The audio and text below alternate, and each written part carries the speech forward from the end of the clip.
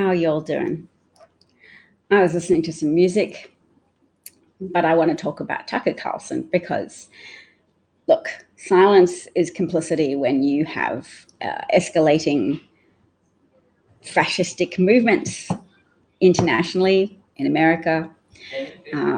So what I would like to do is share something with you, but first to contextualize it, because it's not good enough. It's counterproductive to share the utterances of white supremacists without pointing out that it's no good.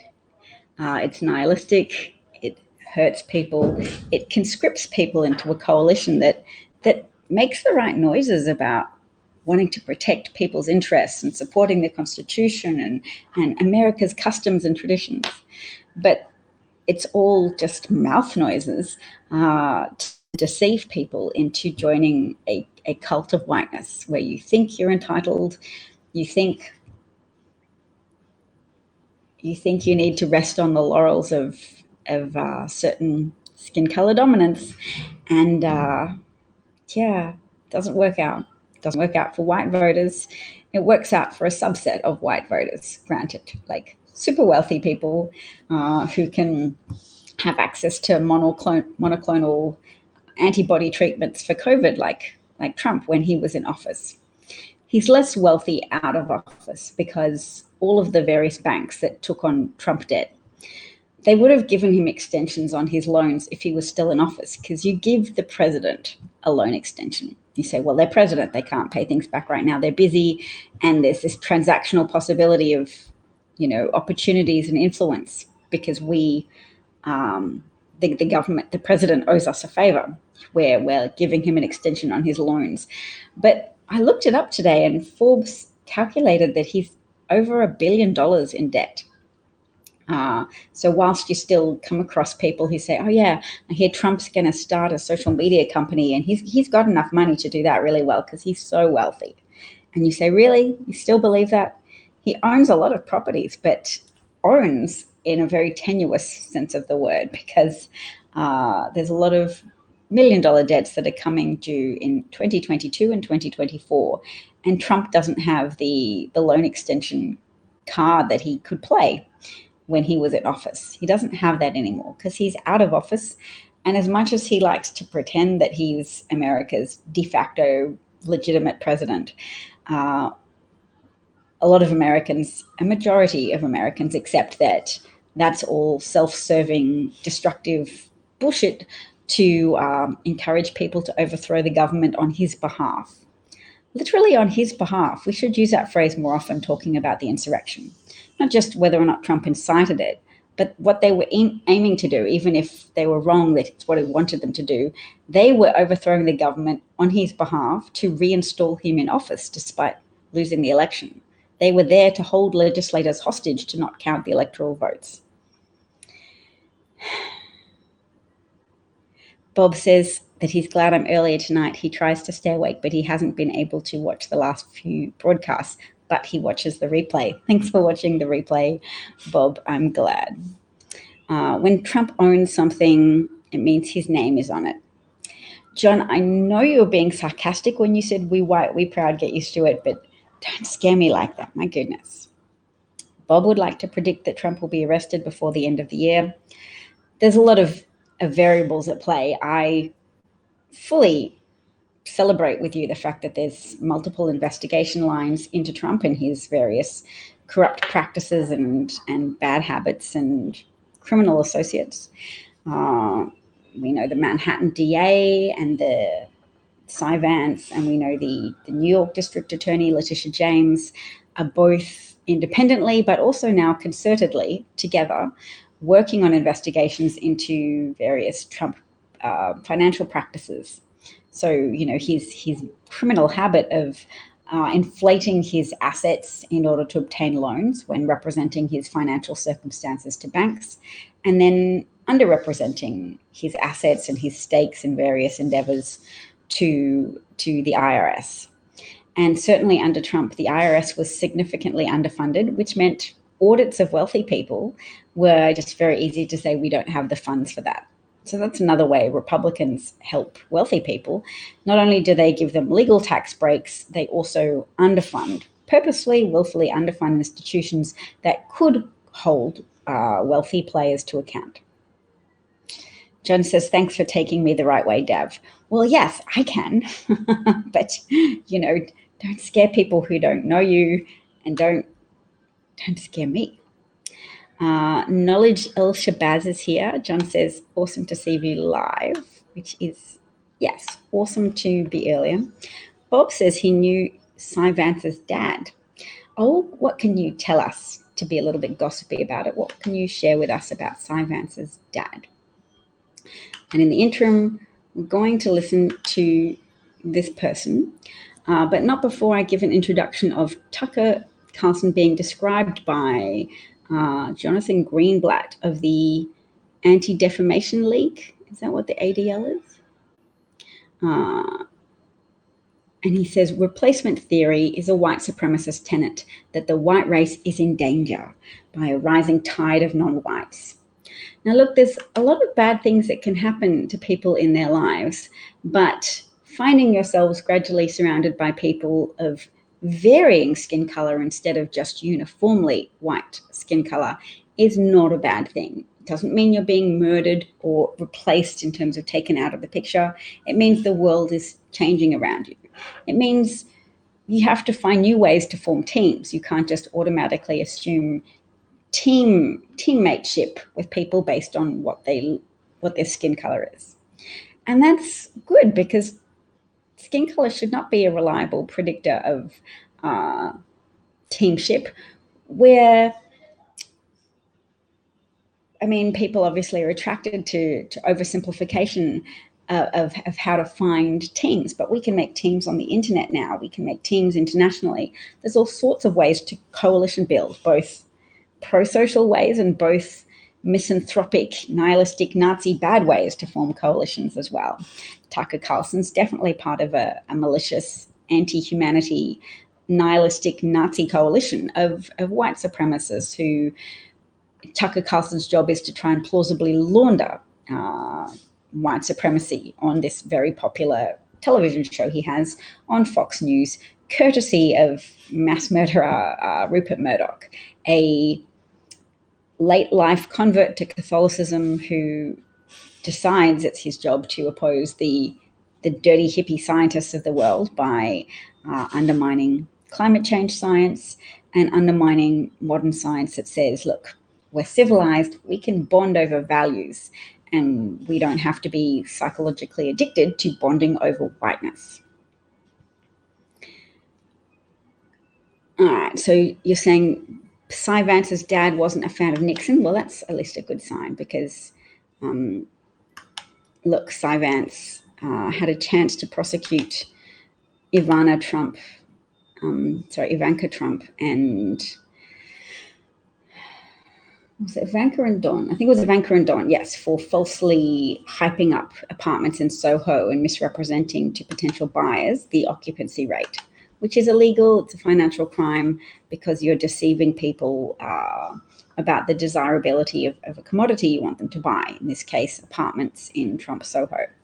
And you're not supposed to misrepresent the figures of previous purchase to them in order to make it look as if they've only got a limited window to buy before the apartments are all sold and off the market.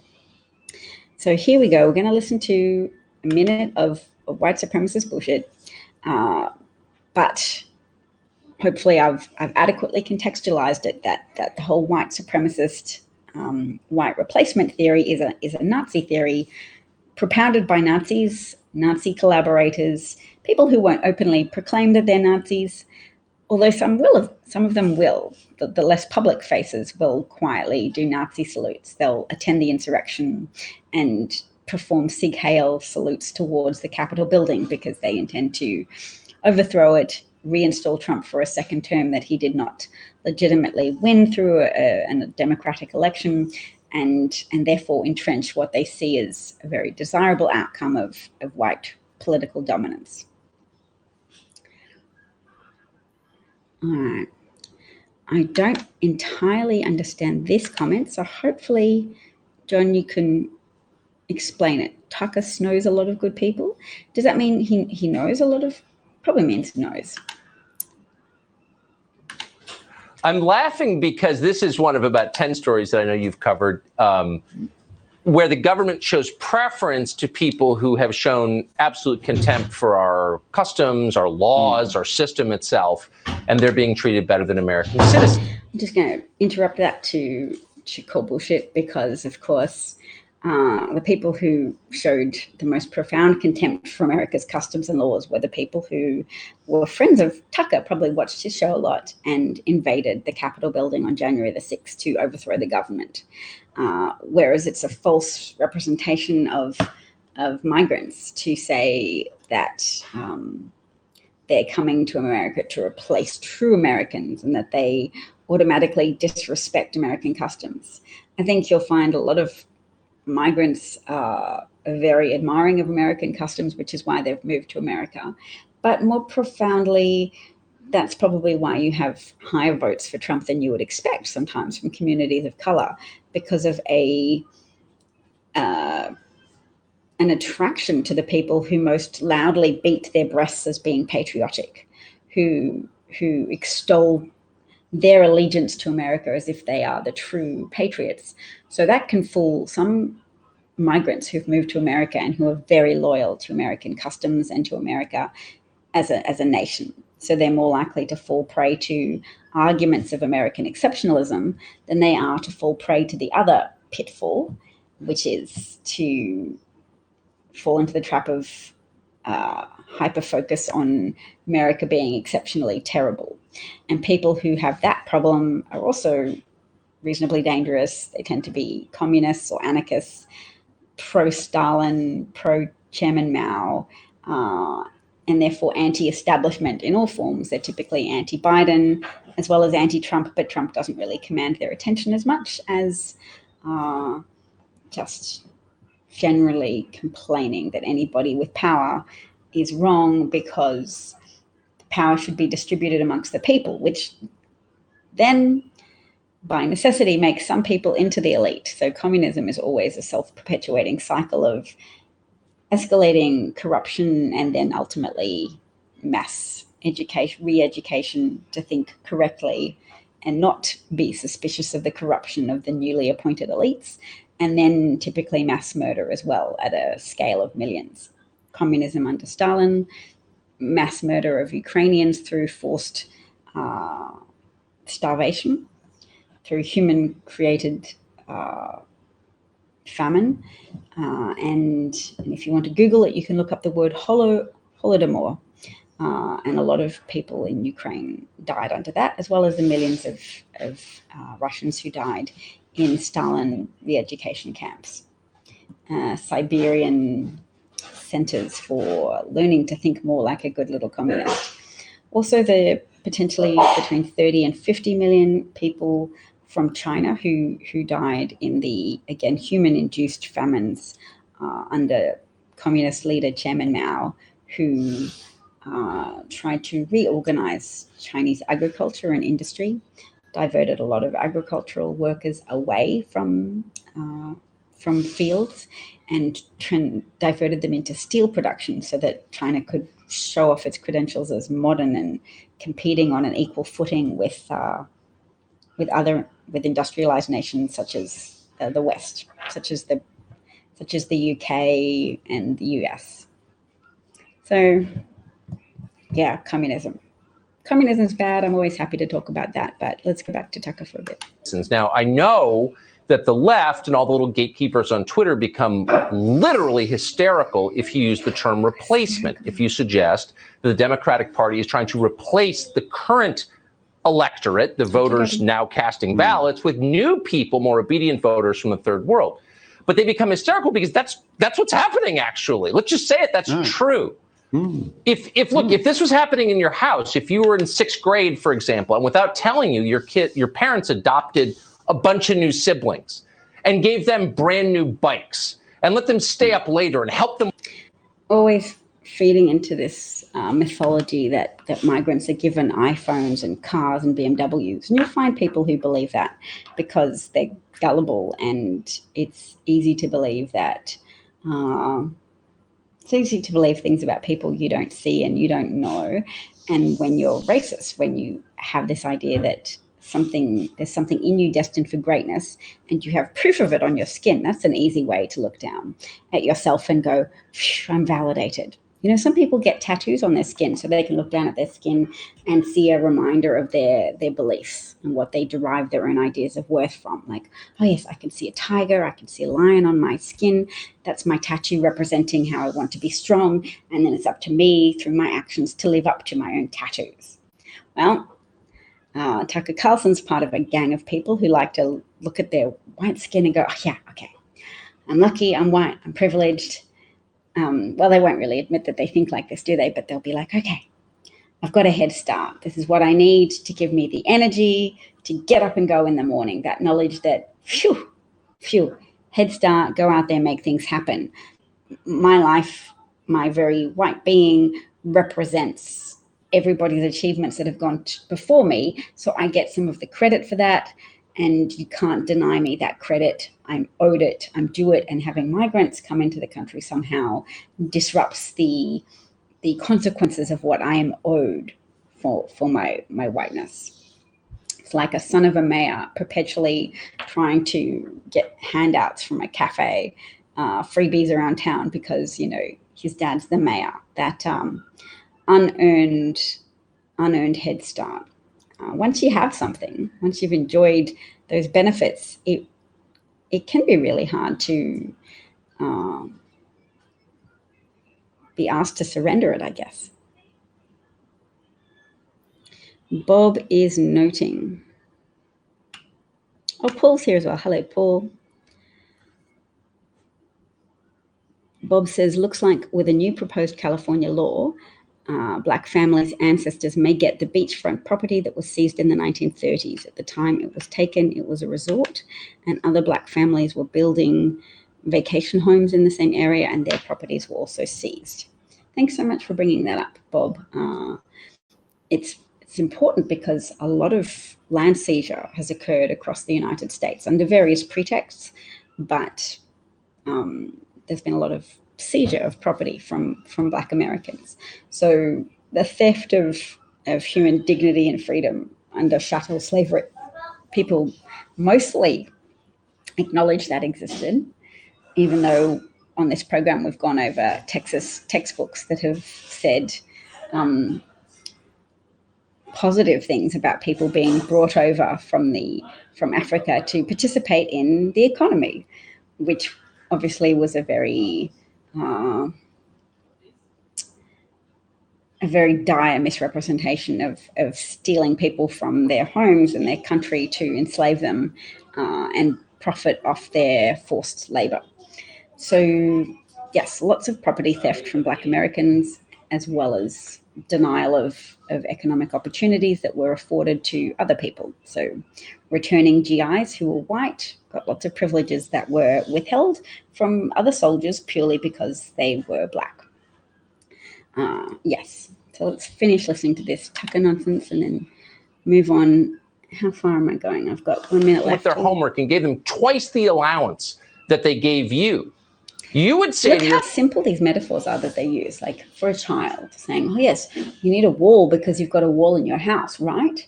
You have to resent migrants because imagine if your parents adopted another child and then they doubled that child's pocket money.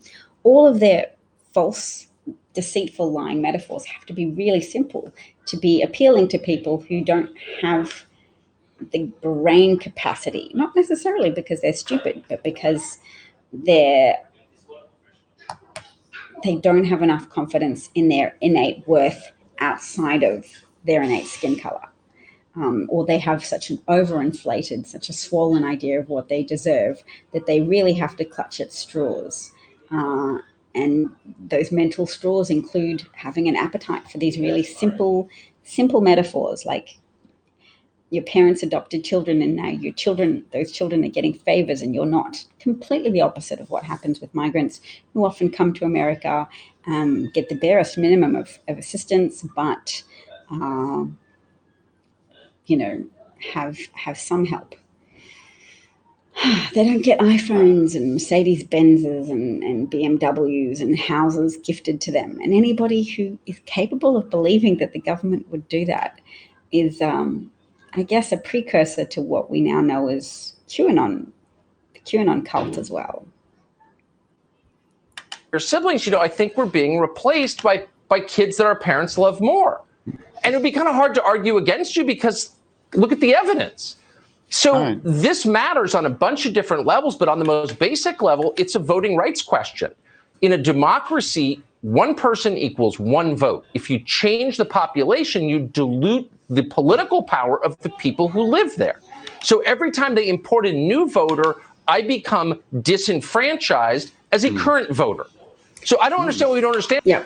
So I should have listened to this before I talked about it, because there's so much. He can pack so many deceitful metaphors into one 2-minute clip. Wow. So it is not disenfranchising white voters. There is real theft of people's votes. People who live in America should have the right to vote. Yes, one person, one vote. And there's over 300 pieces of legislation that Republicans are advancing, and some have already been signed into law. Example in Georgia, where they are purposefully, willfully making it difficult to vote.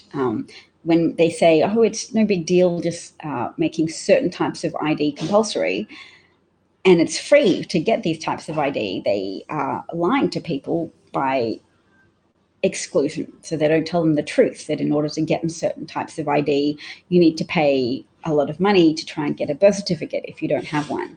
And a lot of older Black Americans don't have a birth certificate because they grew up in, or they were born in the Jim Crow era when hospitals turned away Black patients, and they didn't have Black mothers giving birth at hospitals. So you didn't get a birth certificate because of you were being discriminated against and your parents were being discriminated against. And that, to perpetuate that discrimination by saying, now you have to invest money to get a birth certificate in order to qualify for a vote, and we're going to just pretend it's really easy and not costly whilst we impose this significant poll tax on you.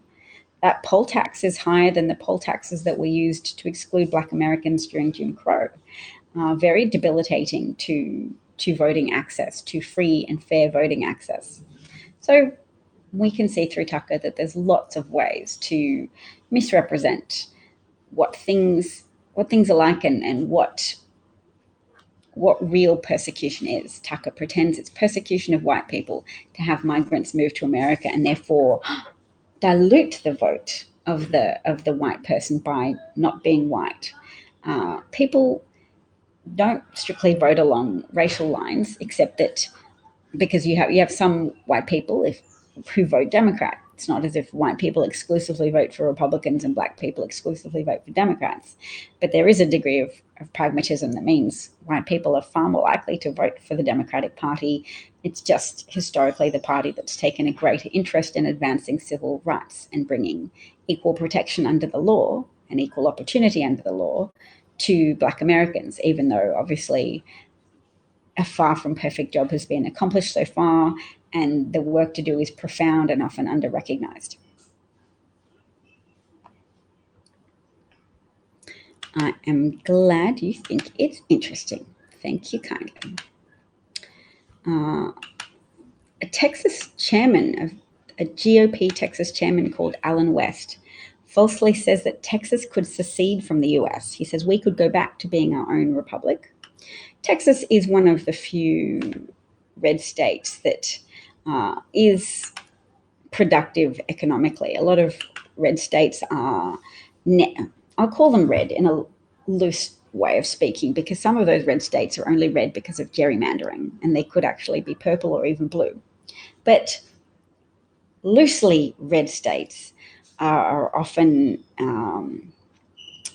dependent on federal aid because they're relatively less productive in an economic sense than blue states, which tend to be more hives of economic activity, more cities, more inclusive of migrants and therefore more attractive to migrants and therefore more attractive to migrant businesses, which tend to employ people, generate economic activity, and help blue states generate income flow that can then be taxed, and it can help create and sustain infrastructure in those blue states. And for every infrastructure dollar spent, it's believed to generate $3 more in revenue.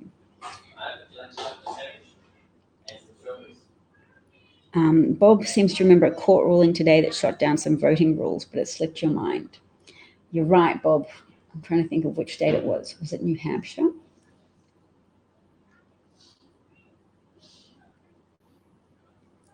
I think it was a good sign. What I might do is go to my bookmarked account and see. So yes, so for all that white supremacy, though, the Anti-Defamation League has launched criticisms of Tucker Carlson. So it's a good day to have a hashtag Tucker must go, because the must component of it shows that there needs to be a ramping up in intensity. People could get rid of cable. We could say cut cable, Carlson must go, Tucker must go. Cut cable, Tucker must go. Something just to help build a sense of community and solidarity and commonality of purpose in getting rid of a really dangerous, some dangerous ideas. Yes, Tucker Carlson is a dangerous man, but more critically, those ideas are dangerous and they're not unique to Tucker. There's a whole host of people on the Republican side of politics who are open or secretive about sharing those beliefs.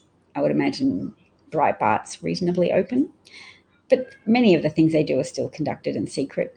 There was a BuzzFeed expose that showed then Breitbart editor Milo Yiannopoulos sent a lot of his articles for pre-review to the neo-Nazi parties, neo-Nazi organizations that he was reporting on. But when you send somebody an article for review so that they can contribute to and help edit the piece, you're not reporting on them. They're your client and you're doing publicity for them. That's what people do with their advertising clients. They send pieces for review and allow them to contribute and make changes and have editorial input. So once it became exposed that Breitbart literally had editors that were giving editorial control and editorial input to Nazi groups, to far-right white supremacist Nazi groups, Stormtrooper, etc. They should never have been able to show their face in public again. But even though we live in 2021, there's obviously still a lot of Nazi shortcut thinking happening in the world. That's what I'm going to call it, Nazi shortcut thinking, because it's not sensible. It doesn't help society, but it attracts people who want to derive a sense of self-esteem from having an enemy that they can then unite in effectively opposing. So it makes it nice and simple for them to have enemies like migrants or Jews or Black people. And then often Jews are the enemies because they claim that Jews promote migration and promote civil rights for migrants and civil rights for Black people, and they're right.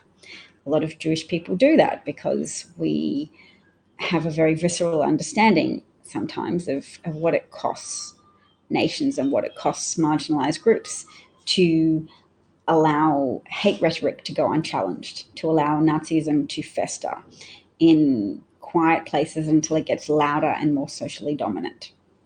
Trump was a Nazi affiliate in power for 4 years, and he managed to occasion the death of over 500,000 Americans.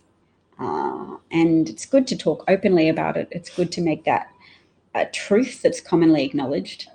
And everybody's common sense is always a composite of messages that they've heard repeatedly from at least a few different trusted sources.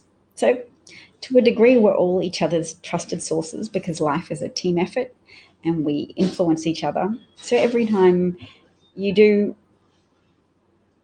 compel yourself to say something like, yes, I hold Trump and his cronies responsible for a substantial portion, for the main part of the death toll and the disability toll and the economic toll of COVID-19, and the government's worse than inadequate. The federal government at the time's patently malicious response, malicious, sabotaging, willfully negligent response to that pandemic.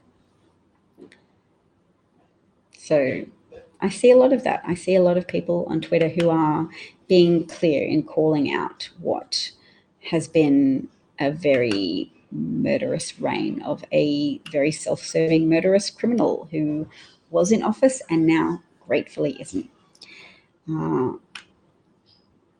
Going after Tucker Carlson's advertisers is not enough. We need a Fox News fee correction, because Fox News fees are artificially inflated. Fox would not be able to sustain itself in its current incarnation without bullying cable providers into overpaying. It's time the 90 million cable customers push back the way Fox has pushed all these years. We need to be Fox-free. Fox-free cable. Yeah, cancel cable until it's Fox-free. I wonder if that would work as a hashtag.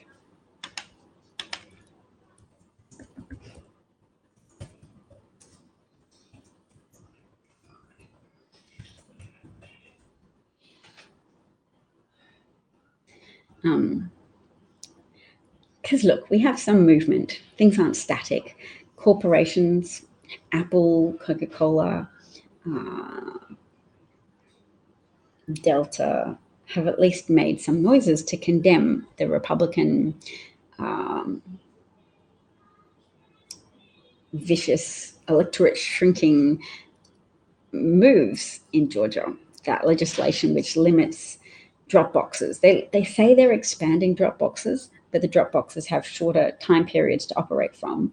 And instead of being distributed in areas of highest population density, they're just distributing them geographically evenly. So they're like, yes, we've got one in all areas. So even if it's an area where there's a township with 50 people living in it, you can have a drop box. But yet this area with lots of African-American people living in the area, they can only have one drop box, which is inadequate, which is oppressive, which aims to shrink the electorate, to just erode the number of people who can easily vote for a Democratic candidate.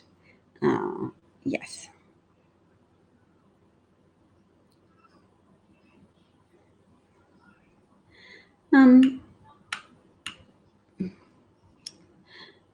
Mike, you know what? It can be time for unity in terms of not necessarily everyone, but everyone with a shred of decency can certainly unite around supporting infrastructure legislation, supporting voting rights for Americans, and not with some kind of false characterization of what constitutes American.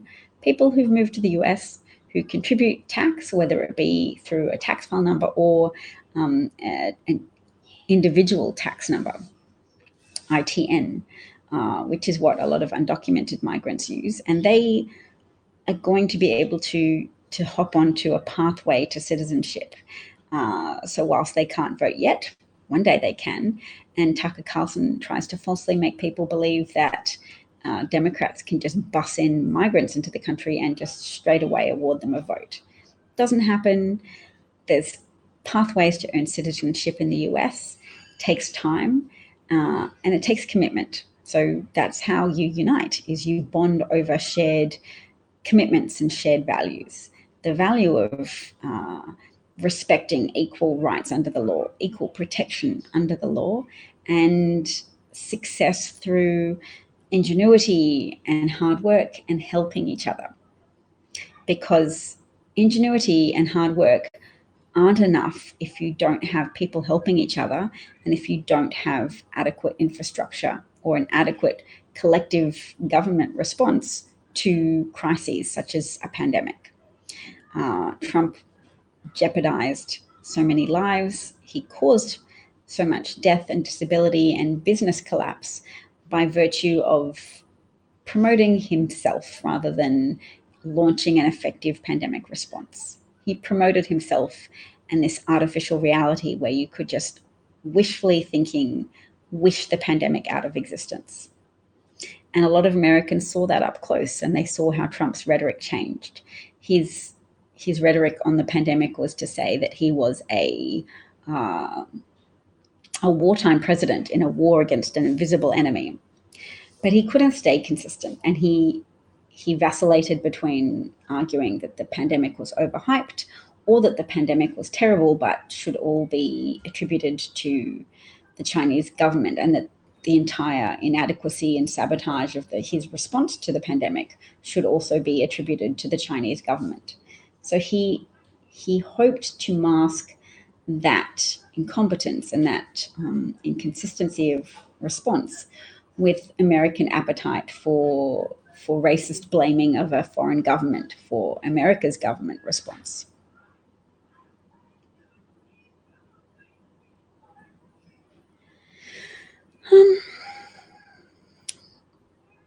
Don't get locked into a fight with Mike, because even though he's uttering platitudes, I don't entirely know what he is talking about. So if he wants to say it's time for us to heal, sure, it is, as long as your definition of healing doesn't include overlooking insurrection, treason, manslaughter of hundreds of thousands of people, and the incredible loss experienced by those who have lived in communities with disproportionately high suffering from COVID, from under-responded to COVID. So people who were essential workers, people who worked in nursing homes or healthcare facilities, who found it much more difficult to avoid COVID, whose lives were the target of all the added up irresponsible activity of people who looked to Trump for leadership. So if you made the mistake of looking to Trump for leadership and you followed his advice and you didn't wear a mask and you didn't take COVID seriously, it wasn't a one-to-one correspondence of consequences and actions. Your actions may have just led to an accumulation of consequences for people in captive circumstances, people in prisons, people trapped in nursing homes, people trapped in essential worker jobs with high levels of exposure to the public. So Americans often yearn for a one-to-one correspondence of actions and consequences. They yearn for karma to come up. And it's a very limiting attachment, because karma won't do the work for you. Karma won't make things happen. Karma won't bring about justice. Karma's kind of a fabricated, made-up thing that we tell ourselves to make ourselves relax and feel better, because it's easy to be anxious when you're hooked into a modern world and the internet. You can see lots of problems all over the world. You can also see lots of problems in America that haven't been addressed enough because obstructive Republicans have had too much access to power, owing to some of the baked-in racist provisions of the Constitution that favored white wealthy landowners, and so gave more power to the Senate, which has disproportionate representation of people from low population, high agriculture states where historically their wealth was derived from slaves producing profits on farms. So yeah, states that Republicans added to the Union in 1889 and 1890, those additional states, South Dakota, North Dakota, Wyoming, there were six states.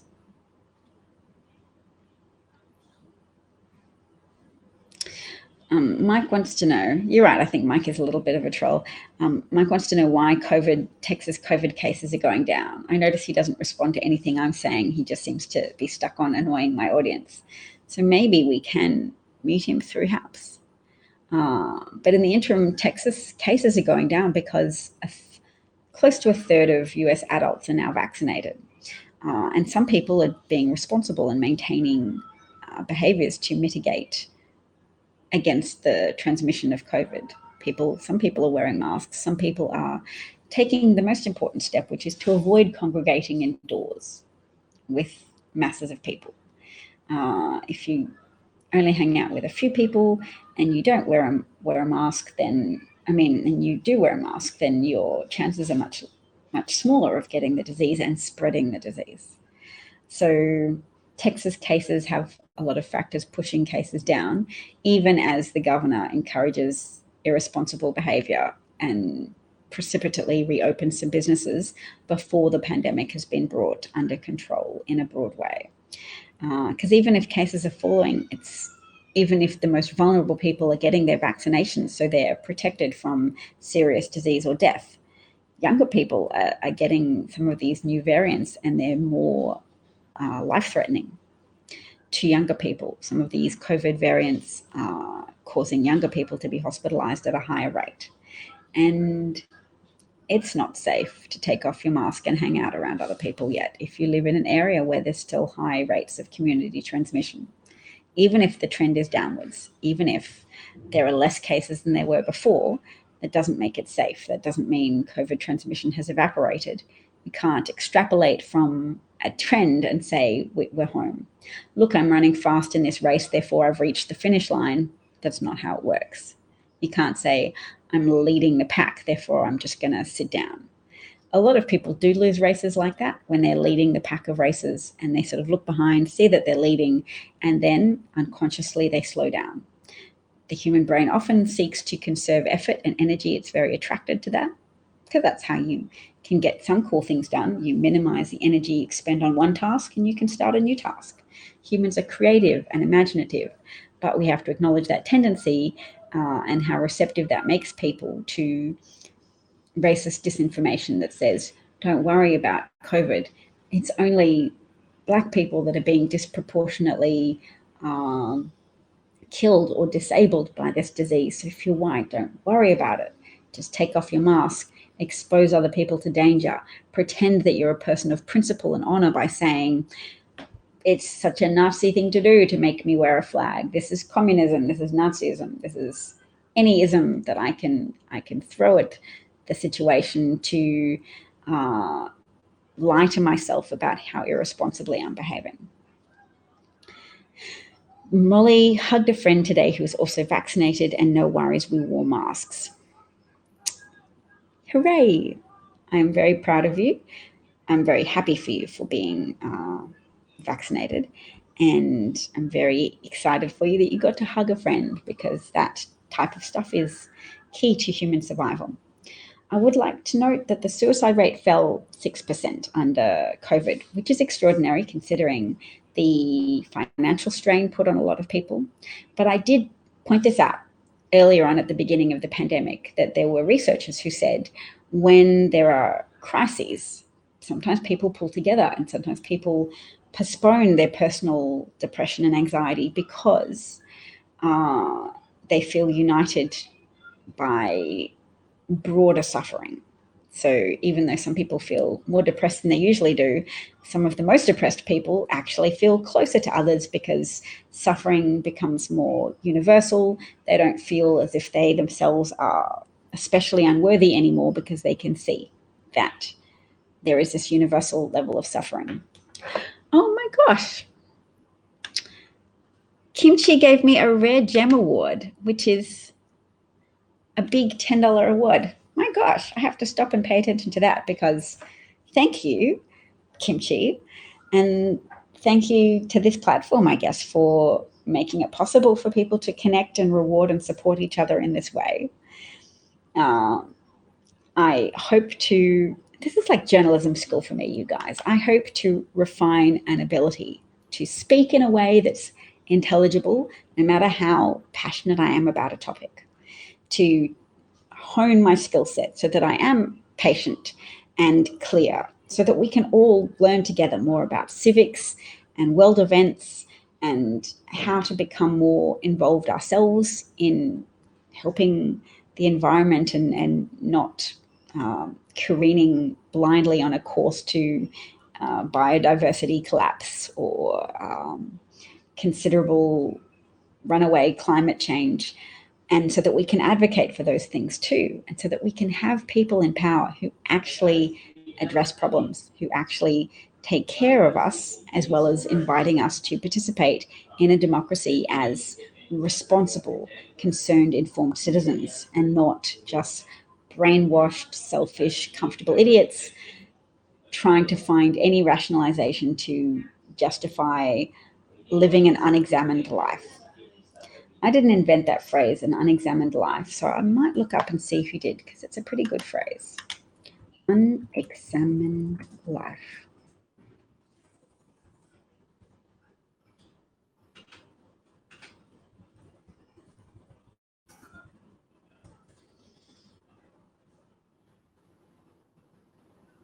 Oh, it's apparently from Socrates. He said the unexamined life is not worth living. I know the right are very fond of little memes that say how the left is full of moral decay and decrepitude, and the right are the conservative guardians of morals, which is why I will still keep talking about Matt Gaetz, even though it might be seen as unseemly to have so much glee or focus just on a Republican congressman who's got four paths of investigation relating to him at the moment. Let me see. Whether he had sexual intercourse with a 17-year-old minor, whether he paid for sex with women recruited online, whether or not he accepted paid escorts in exchange for political access, and whether or not he had conversations about running a sham candidate in Florida in order to erode the vote for a political opponent, a Democratic candidate. So, paying somebody to run as a Greens candidate to erode left support for a Democratic political candidate. And so I heard from a former federal prosecutor that the one that will probably attract the most focus from a Department of Justice would be having sex with a 17-year-old, and that attracts the highest jail sentence, which kind of seems sad to me, because accepting paid escorts in exchange for political access, that kind of corruption is really problematic and can have very far-reaching consequences for a lot of people. Whereas having a sex with a 17-year-old as opposed to an 18-year-old, I know society is really keen on drawing that line and policing it so that people know, no, make sure you're not sleeping with a minor.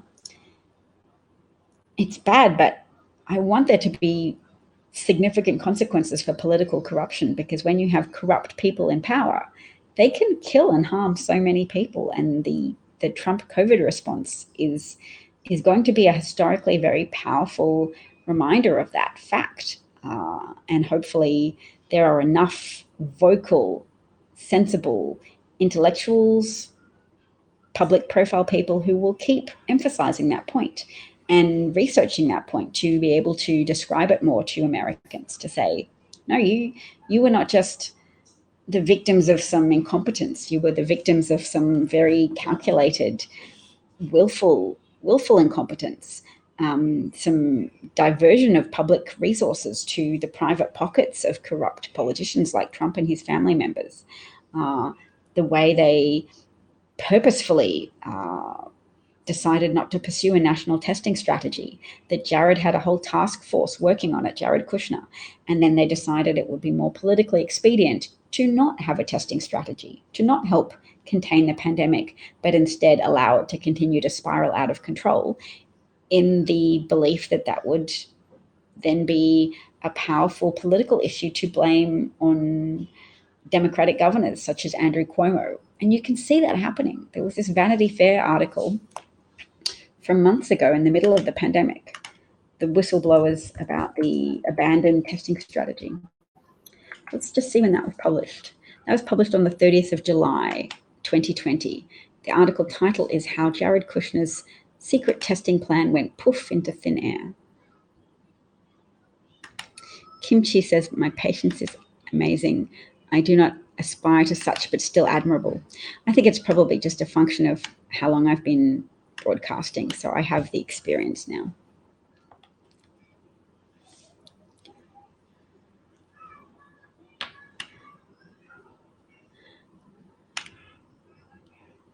Oh, Bob told us a story. In the 1920s, the public school in Sterling, New Jersey, received a Bible from the state KKK chapter. And of course, the Catholics in town were livid and really raised heck about it. That's when a very wealthy local gentleman built a school for the Catholic Church, which in turn facilitated the public school to return the Bible. Okay, so in order to give the Bible back to the KKK, they had to build a school to be able to justify returning the Bible. See, that's an extraordinary attachment to the Bible, isn't it? It's like, oh, well, we can't return the Bible because it's a Bible. So even if the KKK gave it to us, we have to keep it because you can't return a Bible. That's like putting up a sign to say I'm a Satanist. That's extraordinary. Molly notes that it was a year since she hugged her friend, and she may have had tears in her eyes. Oh, well, that's beautiful, Molly. I'm so glad you got to hug your friend again.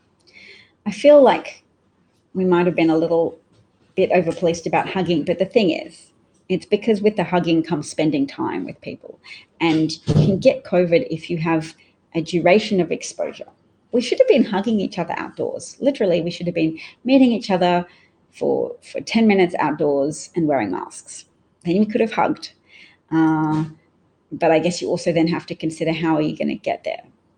But if you fill your car with petrol and are able to use a credit card to pay for petrol at the pump, then you don't even have to go inside. We should have just made as much things outside as possible. And Trump kind of messed that up by his whole briefing the day he said, let's inject bleach. Can we do that to clean for an inside cleaning? Because the main thing, he was trying to show scientific competence to engage with research from well-funded, well-respected scientists working for the government who said, okay, UV light seems to kill the virus pretty quickly, as does disinfectant on a surface. I mean, disinfectant on a surface was less important because very few contaminations were happening via surfaces. And that was known fairly early on as well, but it wasn't emphasized enough because to help people feel in control, they were told, wash groceries and things, which was all a big sodding waste of time. There's been no recorded instances of fomite transmission, fomite being contaminated objects, surface contaminated objects, whereas there's masses of documented transmission occurring from people being near each other in restaurants, not touching the same things, but being near each other, breathing into the air circulation, delivering an infective dosage of viral particles through exhaled air to people in the surrounding venue. When it's indoors and there's not enough cross current, there aren't enough windows open or doors open, and these aerosol fine particles are just able to hang in the air. So you breathe them out and they stay around you, and maybe a little bit of air conditioning blows it towards someone else. And hello, sweetie, do you want to ask Daddy if we should all go out for celebration lunch?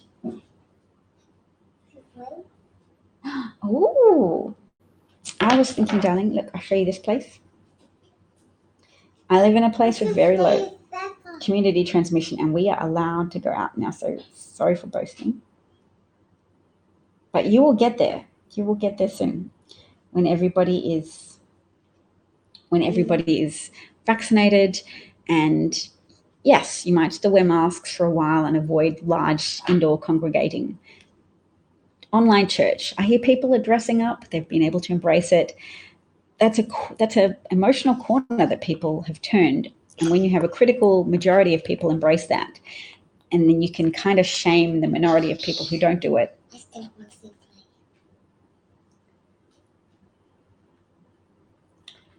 Could you show that to Daddy and ask him if we can go there? No, I want to see it. Will you go talk to Daddy about that?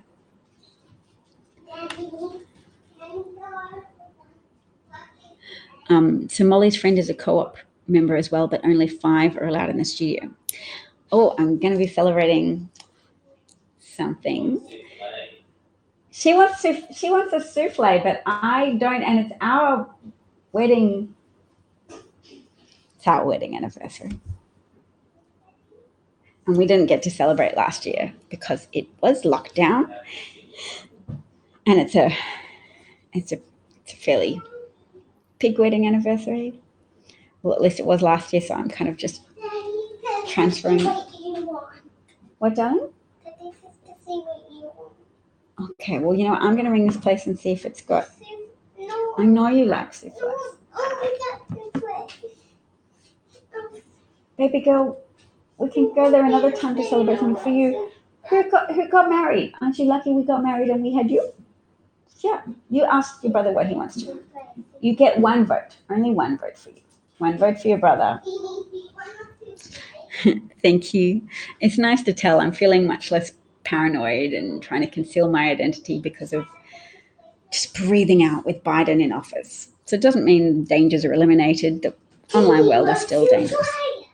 Jamie, he votes for souffle too? Well, that's 2 votes.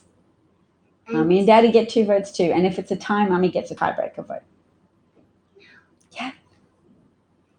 Uh-oh. So you've got to try and persuade Daddy to go to souffle. But I think if I show your brother these pictures, he might choose my option because there's going to be lots of different little things. Oh, I've got to go so that I can actually try and coordinate these people into doing something that I'm picking kid-friendly options, but my daughter loves souffles. I think I've only had them this one time. And I think he's got a picture. Okay. I've got to say goodbye to my broadcast friends, baby. Sweetheart, I know, but I can't just get off like that, sweetheart.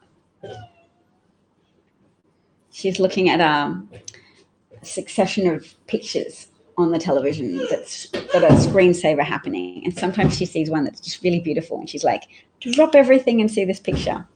And I've got to work out a way to explain to her that sometimes Mummy's not going to drop everything to see the beautiful picture. She's just like me. I also love sharing when I think something is beautiful and worthy of sharing with loved ones. How about you start brushing your hair? Oh, and you know what? I don't think you've done your teeth. No, you haven't. You haven't, cheeky. Go do your teeth. Bob said got a talent award. Right, well, that means I'm going to sing a song too before I go. And look, hungry. I'll send that picture to Daddy. And destroy it. Not destroy it. Oh, and they have chicken and they have hot chips. But I can't persuade Daddy because he says whatever you think, so I have to persuade you. Yeah. Can't persuade Mommy to give up my whole anniversary. I sent him the picture. So you talk to him about that option as well. Maybe that's no, you no, you got to show the people that very good face. You're a fantastic actress. Come here. Come here. Come here. Actually, maybe it would just make them sad. She can turn on a cry face like this. And then if you tickle her, it goes away. But then it's going to come back again. You're like a Shirley Temple. I should pay you money to be in movies. High five. Souffle tears. Come on, high five. High five. I know you want souffle. Okay, I'm considering it. Let me sing a song for these people and then I'll say goodbye, okay? And then they choose souffle? I will consider choosing a souffle, but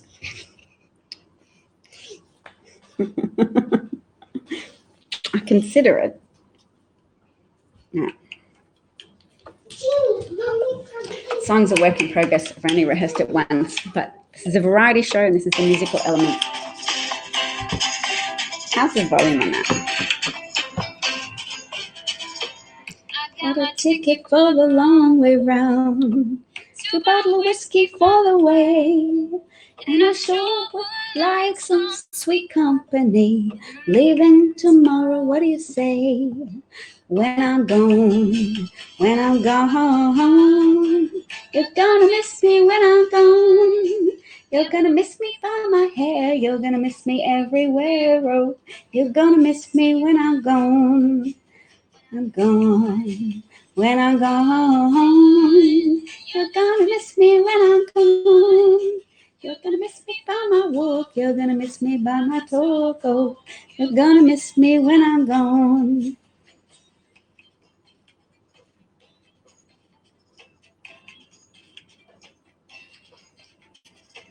I got my ticket for the long way around. The one with the prettiest of views. Mountains, it's got rivers, it's got sights to give you shivers. Sure would be prettier with you. When I'm gone, you're gonna miss me when I'm gone. Miss me by my walk, you're gonna miss me by my talk. Oh, you're gonna miss me when I'm gone. Gone. When I'm gone, you're gonna miss me when I'm gone. Gonna miss me by my hair, you're gonna miss me everywhere. Oh, gonna miss me when I'm gone. Gone. When I'm gone, you're gonna miss me when I'm gone. You're gonna miss me by my walk, you're gonna miss me by my talk. Oh, you're gonna miss me when I'm gone. Yeah, that one needs some work, but thanks for listening. Take care, all the best, au revoir, and talk to you again soon. I got taps from my daughter. I'm very happy about that. Thank you, everybody. Very much like that song? Play it again. Okay, I'll play it for you, but I'll say goodbye to the freaks. What's our motto for today? Cut cable until cut cake. Cupcake. I might like John Prine. Is that a John Prine song? Yes, I might like him. Shall we wave goodbye? Ice cream. Oh, Molly says she didn't have a souffle till she's 20. Yeah, I didn't have a souffle till I was over 40. She says, Mummy power. Oh, Molly also says the cases are higher in your country. You have a lot of universities and colleges, and spring breakers came back. Oh, I wonder is that what happened in Michigan as well? Because I heard Michigan's got a lot of cases. John Prine's song is called I Remember Everything. Oh. Molly says peace and love. And Bob gave us a Got Talent Award. Hoo-hoo. Kim said happy anniversary. Molly says only 5 people are allowed in the studio. She makes things out of clay. Remember how you made a little thing out of clay? Remember your bowl and Jamie made a bowl? Your brother made a bowl. Oh, yeah. That wasn't very good. Didn't make it. Molly says she's amazed at how moral the right acts and then say nothing about Gates's behavior. That's because they're not moral. They're very proficient at fabricating a cover story. But like a lot of con artists, it's not sincere and there's no depth to it. So that's why it seems amazingly contrastive, the juxtaposition of the amount of time the right spend talking about morality and then the amount of time they spend entirely not living up to any moral standards at all. So we've only got Representative Adam Kinzinger of Illinois saying that Gates should resign. You like that symbol, do you? That one. That one? That says, I think Greenberg. No. Which one? Don't forget. Don't forget Hunter. Oh, yeah, that's definitely a troll. Because Hunter is Joe Biden's son. His name is Hunter Biden. And he was very sad after his big brother died because his big brother was very special to him. Molly also, that noise will make it sad for the people near the microphone. So let's say goodbye now. Bye-bye, everybody. We did sing. We said goodbye, didn't we? Cheerio. Everybody gets sad when they listen. That's sweet. We'll listen to a musician as well called John Prine. They're trying to tell us about him because he made good music. Okay. Bye, everybody. Thank you.